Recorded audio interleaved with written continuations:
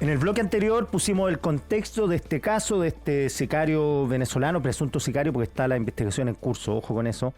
Omar Ferrer Ramírez, 18 años, hoy prófugo, asesinó a un empresario del barrio Meix y por una serie de infortunios, por decirlo de alguna manera, negligencias también, quedó libre, pese a estar sujeto a la prisión preventiva. Para conversar del contexto de lo que está ocurriendo, estamos al teléfono con el abogado penalista y académico de la Facultad de Derecho, Universidad Diego Portales, Cristian Riego. Cristian, muy buenos días, gracias por recibir este llamado. Buenos días. Oye, Cristian, ¿cómo se explica esto? ¿Qué, a tu juicio, cuáles hipótesis son las factibles para entender este desaguisado que terminó con un personaje que está siendo investigado, terminó siendo prófugo? O sea, yo creo que hay dos hipótesis y vamos a ver cuál de las dos se concreta.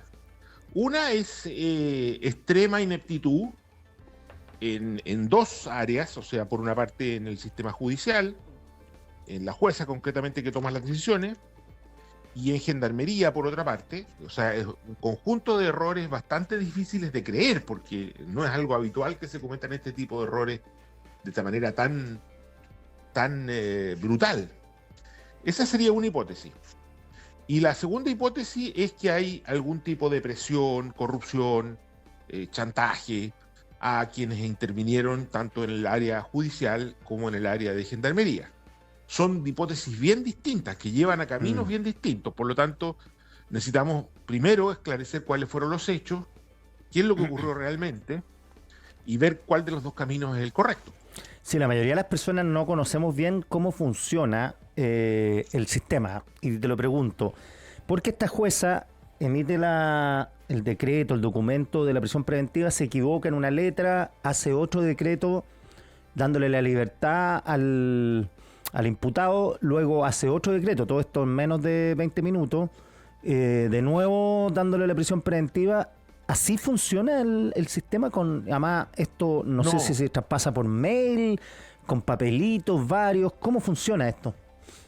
Claro, primero los jueces hacen sus resoluciones en un sistema computacional que está establecido, digamos, y que tiene, como quien dice, facilita el trabajo, y tienen una clave de acceso, ¿cierto? O sea, el juez, no cualquiera puede meterse ahí y poner una resolución. Ahora, primero, esto que la jueza hizo no se hace así. Cuando un juez se equivoca en una resolución, y esto ocurre todos los días, con un nombre, con una dirección, con una fecha, por ejemplo, lo que el juez hace, y la ley además lo establece, dicta una segunda resolución, pero que hace alusión a la primera, no como esta que parece una resolución aislada, ¿cierto? Que no la deja sin efecto, sino que dice, mire, en relación con la resolución dictada ayer, por ejemplo, o en la mañana de hoy, debe rectificarse, se rectifica en el sentido de que el nombre de la persona es tal y no tal otro. O sea, se dicta una segunda resolución que hace alusión a la primera y deja claro que la está modificando y la modifica. Esto que hizo la jueza, o habría hecho la jueza, de dejar sin efecto la primera resolución, sin hacer alusión a la misma tampoco, sino diciendo, mire, esta persona queda libre, digamos, no da lugar a la prisión preventiva, no tiene ningún sentido. Y luego dictar una tercera resolución que tampoco hace alusión a las dos anteriores, que ni siquiera dice por qué se dicta, y enviar las tres, es algo completamente fuera de práctica. Yo conversando con algunas personas del sistema judicial me decían que una aplicación es una torpeza radical de la jueza y un desconocimiento de su propio oficio, lo cual es un poco raro, ¿cierto? Tratándose de una persona con muchos años de experiencia. Lo otro que me decía alguien, que podría haber aquí un problema de delegación de funciones. O sea que la jueza, en vez de hacer ella el trabajo que le corresponde, se le hubiese entregado su clave, ¿cierto? Su clave de acceso al sistema a un funcionario más inexperto y le hubiera dicho, mira, haz esto, ¿cierto? O sea, envíale la resolución de la audiencia a gendarmería, lo cual es muy grave porque un juez no puede delegar la firma de ese modo, digamos, Claro. ¿cierto? Claro. Entonces, que este funcionario inexperto, producto de su inexperiencia, contando con esta delegación totalmente ilegal, excesiva, incluso uno podría decir que hay una falsificación, porque si el juez dice que él está firmando una resolución, pero en realidad no está firmando, sino que la está firmando un tercero, eso sería incluso un delito. Bueno, supongamos que esto fuese así, que hubiese una delegación en un personal inexperto y que eso explicaría, esta sería otra explicación, pero siempre dentro de la hipótesis de la extrema ineptitud. Claro. Y es importante, súper clarificado lo que mencionas tú, porque además la jueza comenzó su carrera como en el Poder Judicial el año 1997, o sea, lleva 28 años de carrera judicial. Ella no ha reconocido si delegó o no delegó. Me imagino que si delegó está en un problema grave, ¿no? Bueno, y si no delegó Totalmente. también. Claro, totalmente. Según me dicen, hay algunos jueces, ¿cierto? Y es una mala práctica reconocida, pero que ocurre a veces de jueces que delegan, o sea, que entregan su firma para que otro haga el trabajo. Esto es totalmente ilegal, pero ocurre a veces. Ahora, normalmente, incluso las personas a las que se les delega tienen la experiencia y no cometen este tipo de errores, digamos. Claro. Entonces aquí habría habido no solo una delegación, sino una delegación en alguien que no sabía cómo hacer el trabajo. Claro, estamos conversando con Cristian Rego, abogado penalista, académico de la Facultad de Derecho de la Universidad de Diego Portales. Cristian, ya, están los 3 decretos, que nadie entiende por qué hay 3, pero ya zanjado eso. ¿Qué ocurre después de esto? ¿Esos decretos se los manda la jueza a Gendarmería vía mano, vía mail, vía teléfono? No, es un sistema de comunicación, digamos, básicamente como un mail, pero interno, digamos. Ya. En que, una intranet. Que está preestablecida la forma de comunicación, pero podríamos decir que para estos efectos en que se envían las resoluciones, Gendarmería las recibe, pero también me dicen internamente que cuando hay algún tipo de duda, lo que hace Gendarmería es que llama al tribunal. Claro. Y le dice, mire, aquí hay un error, aquí hay un problema, una contradicción, ¿cierto? Sobre todo cuando se trata de un preso que la propia Gendarmería, porque Gendarmería una de las funciones que tiene es clasificar a los presos. Por lo tanto, la propia Gendarmería sabía, a lo menos institucionalmente, que este era uno de los presos más peligrosos del sistema chileno. Qué buen punto ese, porque pareciera que fuera un sujeto más dentro. No, Gendarmería tenía claro el pedigrí intelectual. No. O sea, no sabemos si el funcionario que vio esto lo tenía claro, pero evidentemente Gendarmería lo tiene claro, porque cada vez que llega un preso, Gendarmería tiene que ubicarlo al interior de las cárceles, ¿cierto? Aunque sea para pasar una noche. Y para ubicarlo tiene que conocer su perfil delictual, tiene que saber quién es, si necesita resguardarlo, si necesita protegerlo de los otros presos. Todo eso es una parte fundamental de la labor de Gendarmería, por lo tanto, Gendarmería sabía qué tipo de persona era, que era un sujeto muy peligroso, y por lo tanto, cuando se reciben estas 3 resoluciones totalmente extrañas, contradictorias, ¿cierto? Una segunda deja sin efecto, que no era posible porque las nunca se hacen así. Cuando deja sin efecto preventiva que se ha decretado, se hace en virtud de otra audiencia, que normalmente ocurre. ¿Aló? Muy raro. Aló, que se me fue un poquito y después una tercera resolución. Entonces, que Gendarmería no haya llamado al tribunal o al gobierno para que averiguara, o al ministro, ¿cierto? O al director de Gendarmería o a quien sea, para ver qué hacían con esto, es también muy extraño. O sea, que alguien ahí haya resuelto que en base a esta documentación tan confusa, lo que valía la pena hacer era la decisión más riesgosa, o sea, liberar al sujeto. Y además, después de varias horas lo liberan. Sí, pues sí. Ellos reciben 2 mails, según lo que dice Gendarmería. Uno a las 12 a mediodía y otro a las 14:30. La duda es por qué eligieron como el mail definitivo el de la libertad. Hay un tercero. Ellos dicen que ellos reciben un tercero. Claro. Que lo que dicen que el tercero es igual al primero. Exacto. Y por lo tanto, pero nadie entiende por qué eligieron el segundo. Pero además, ahí en Gendarmería yo creo que hay varias cosas que en el comunicado de Gendarmería me pareció un comunicado muy oscuro. Ya. Porque deja varias cosas en duda. Por ejemplo, no deja claro a qué horas lo liberaron. O sea, cuánto tiempo pasó entre estos comunicados y que lo liberan. Yo entiendo que transcurrieron unas 5 horas, lo cual agrava la situación porque quiere decir que tuvieron tiempo para pensar, para discutir. Claro, algunos dicen que fue liberado a las 20:40 de la... Exacto. O sea, estuvieron toda la tarde Tuvieron toda la tarde para considerar esto. Y hay una segunda cosa que no deja claro el comunicado de Gendarmería, es que ¿cierto? Según el Poder Judicial, el tercer comunicado, porque dice, no, es que el tercer comunicado era igual al primero. Entonces nos pareció que no era relevante, que era una especie de copia del primero.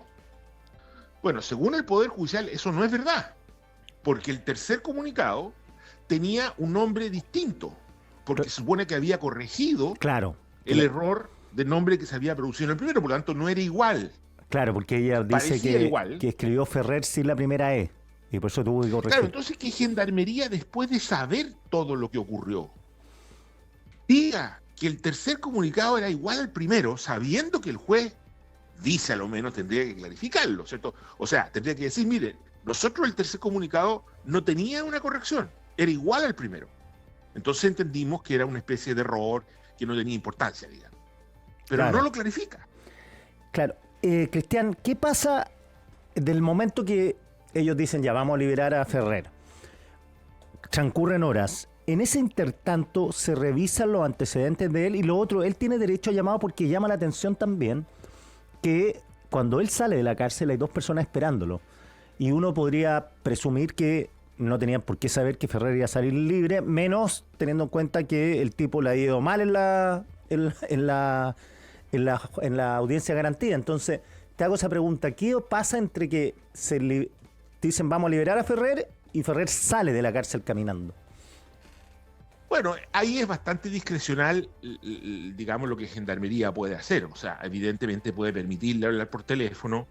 Yo eso no lo sé si hay una práctica en ese sentido, pero probablemente sería razonable que le permita llamar a alguien para que lo venga a buscar. Ya, perfecto. No, eso no está regulado detalladamente y seguramente hay una práctica en Gendarmería que debiera indicar lo que hacer. Ahora, si hay algo oscuro acá, ¿cierto? Si hay algo en Gendarmería, supongamos, de presión o de corrupción, digamos, bueno, claro, ahí se explicaría por qué se tomó esta decisión del modo que se tomó y, claro, cuáles son las facultades, las facilidades que se le dieron a esta persona para ponerse en contacto con el exterior y lograr que lo vinieran a buscar y ese tipo de cosas, digamos. Claro, eso no tenemos cómo saber. Claro, tú mencionas algo importante porque fueron casi, ponle tú 5 o 6 horas donde Ferrer pasó diversos procedimientos para salir libre. Entonces lo que llama la atención es que en esas 5 o 6 horas nadie haya levantado el dedo y decir, oye, esto está medio raro.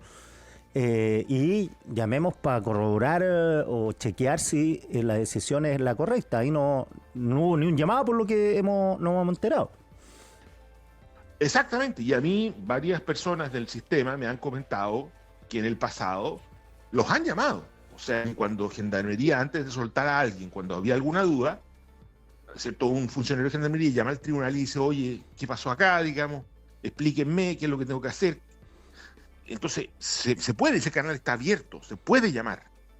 Y aquí no hay constancia de ninguna llamada, ni tampoco Gendarmería indica haber hecho ninguna llamada, por último que no le contestaron o lo que sea. Nadie da cuenta de que haya habido una llamada para pedir aclaración respecto de un hecho que requería aclaración. O sea, las 3 resoluciones, ¿cierto?, contradictorias, el que las podía interpretar como liberación, como que lo que el juez quería era liberar a esta persona, es una interpretación totalmente, digamos, probablemente la más inverosímil. Yo creo que ningún funcionario actuaría así frente a un suceso tan riesgoso, frente a un delincuente tan peligroso. Eso es muy extraño. Oye, Cristian, como experto penalista, ¿qué preguntas te quedan todavía dando vueltas en este caso, que no han logrado dilucidarlo a través de la prensa, porque obviamente que hay una investigación en curso, pero ¿qué preguntas a ti te dan vueltas en la cabeza? Bueno, yo creo que, digamos, la pregunta es cómo ocurrió detallado el proceso al interior del tribunal. Efectivamente, la jueza dictó todas estas resoluciones. ¿Cuál sería la explicación para que lo haya hecho? Yo tiendo a creer que probablemente la explicación más creíble, me parece a mí, es la delegación de funciones. O sea, que estaba cansada, le dijo, mire, terminó la audiencia, le pasó sus claves a un funcionario y le dijo, envíe esto al Poder Judicial. Y el funcionario a lo mejor se equivocó en la primera resolución, se dio cuenta que había cometido un error con el nombre, y era una persona tan inexperta que hizo esta tontería de dejarlo sin efecto y todo lo que sabemos. Bueno, eso tendría que esclarecerse con detalle, digamos. Claro, y eso está ahí tiene que estar la declaración de la jueza. Claro, que la jueza reconozca. O ocurrió otra cosa, digamos. Si eso ocurrió, yo creo que hay responsabilidades administrativas de la jueza muy claras, digamos. Oye, pero bueno, también podría surgir otra cosa. Podría surgir que la jueza, ¿cierto? No sé, pues, que se encontraran datos de que la jueza estaba presionada, de que la jueza había tenido algún contacto con alguna de las partes, digamos. No lo sabemos. Todo eso hay que averiguar. Eso que mencionas tú es muy importante, Cristian, porque acá hay dos posibilidades. Corrupción, digo, sacándolo de la indolencia, negligencia, laxitud, ya. Pensemos mal. Hay dos posibilidades. Tú siempre dices corrupción o presión. ¿De qué se trata la presión? O sea, podría haber, si estamos hablando de un grupo mafioso tan peligroso como para haber mandado matar a una persona aparentemente poderosa, digamos, y haberle pagado, se habla de 30 millones de pesos. Bueno, a lo mejor estamos hablando de un grupo que, no sé, es capaz de secuestrar a un familiar de la jueza, estoy poniéndome en una hipótesis, esto es una pura especulación, ¿cierto? O amenazar a la jueza, llamarla por teléfono y decirle, mire, su pariente, su hijo, digamos, está en tal lugar, nosotros podemos hacerle algo de esa naturaleza, pero bueno, eso tendría que surgir, digamos, tendría que evidenciarse. Claro, y que la jueza lo manifestara a modo de descargo, lo que no hace más que agravar la situación, pues, porque si tenemos jueces presionados, estamos en la B. No, eso sería muy grave, y habría que tomar medidas, digamos, ¿cierto? Habría que tomar medidas de otra magnitud. Pero también es muy grave lo de la ineptitud, y lo de la delegación de funciones, que yo creo que es algo que desgraciadamente en Chile muchas veces pasa, digamos. O sea, que las personas se entienden un poco de sus responsabilidades, no todas, por supuesto, algunas, y empiezan a dejar de cumplir con sus funciones a fondo y las delegan, las entregan a la práctica administrativa, digamos. Eso también es muy grave, y yo creo que eso requeriría un apretón, sobre todo en el ámbito judicial, en que los jueces están allí precisamente para custodiar cada uno de los detalles de los casos. Cristian Riego, súper buena la conversación, 1.000.000 de gracias por todo el contexto que nos diste. Muy bien, hasta luego. Chao.